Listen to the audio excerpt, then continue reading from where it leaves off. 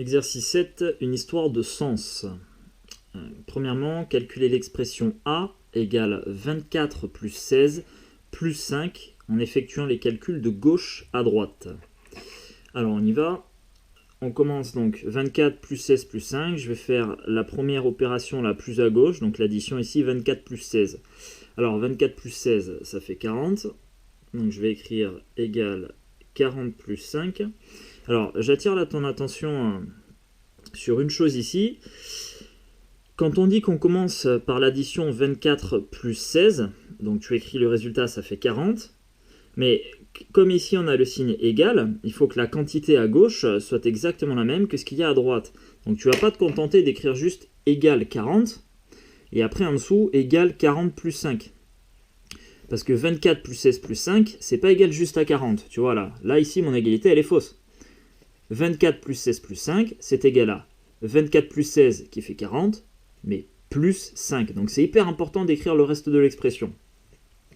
Donc on a 40 plus 5, et maintenant on fait la dernière opération. 40 plus 5, ça fait 45. Bon. Deuxièmement, on va recalculer cette expression-là, 24 plus 16 plus 5, mais cette fois en commençant par l'addition de droite, donc en effectuant les calculs de droite à gauche. Alors, 24 plus 16 plus 5, c'est la même expression que tout à l'heure, et je vais commencer maintenant par 16 plus 5. Alors, j'écris égal.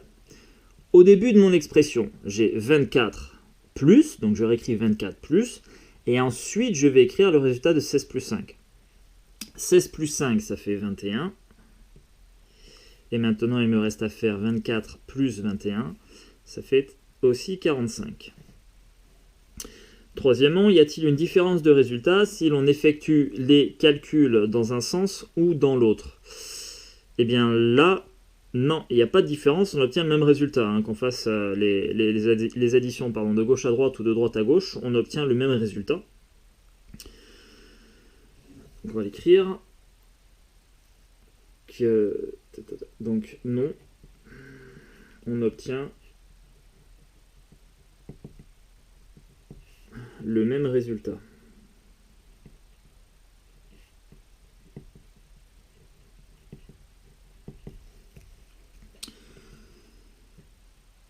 Question 4 maintenant.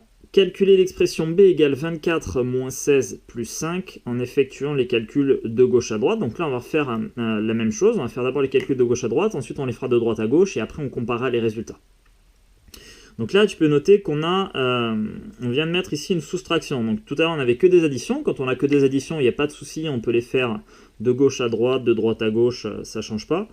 Là, cette fois, on va voir ce qu'il en est quand on mélange les soustractions avec les additions. Alors, on commence donc par la soustraction 24 moins 16. 24 moins 16, ça fait 8. Hop, et ensuite, je pense à rajouter plus 5. Et maintenant, je termine par l'addition 8 plus 5, ça fait 13. On recommence ici, mais dans l'autre sens.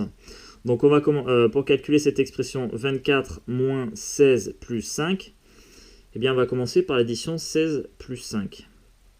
Donc, on écrit égal. Au début de l'expression, on a 24 moins. Et là, maintenant, j'écris le résultat de cette opération. 16 plus 5, ça fait 21. Et enfin, 24 moins 21, ça fait 3. Alors, y a-t-il une différence de résultat si l'on effectue les calculs dans un sens ou dans l'autre? Et bien là, en l'occurrence, oui. 13, c'est pas la même chose que 3. Alors, comme on n'obtient pas le même résultat, eh bien, il va falloir qu'on se mette d'accord sur le bon sens. Quel est le bon résultat? Est-ce qu'il faut faire les opérations de gauche à droite ou de droite à gauche? Et par convention, ce qu'on s'est fixé, eh bien, quand on n'a que des additions et des soustractions, on s'est dit, on fera les calculs de gauche à droite, c'est-à-dire dans le sens de lecture. Enfin, en France en tout cas. Et donc c'est ce qu'on met juste en dessous ici. Par convention, lorsqu'une expression contient uniquement des additions et des soustractions, on effectue les calculs de gauche à droite. Donc là on le reprend sur l'exemple, 12,6 moins 3 plus 7,2. Dans mon expression, j'ai bien que des additions et des soustractions. J'ai pas de multiplication, j'ai pas de division.